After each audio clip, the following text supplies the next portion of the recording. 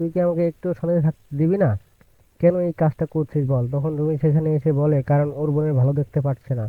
ও ওর বোন এবং বোন জামাই যে ভালো আছে এটা দু চোখে সহ্য করতে পারতেছে না। তখন দীপা বলে, উর্মি তুই কি এটা একটু বেশি বলতে পারছিস? এটা এবার অন্তত চুপ কর। আমি তখন উর্মি বলে, কে চুপ করবে? তোমরা মা আমি প্রতিদিন অপরাধ করবি আর আমি চুপ করে থাকবো? তখন দীপার শ্বশুর বলে, বড় মা এসব কি শুনছি? তুমিও সব বিষয়ে জানতে আর আমাদের একবারও বলনি? তখন কুন্তলা দেবী বলে, হ্যাঁ অবশ্যই উনি আছে। উনি যদি না থাকতেন তাহলে রূপা এতই সাহস কোনোভাবেই পেতেন না। এসব বড় কথা হচ্ছে। রূপা, তুমি তোমার মাকে বাঁচাতে সব দোষ নিজের ঘাড়ে নিয়ে নিচ্ছ। এটা মনে করতে তো তুমি পার পেয়ে যাবে না।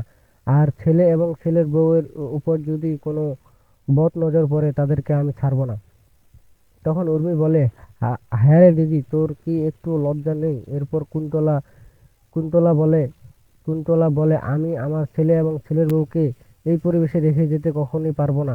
আমি আমার ছেলের বউকে নিয়ে চলে যাব। এই কথা শুনে দীপা বলে, এটা আপনি কখনোই করতে পারেন না।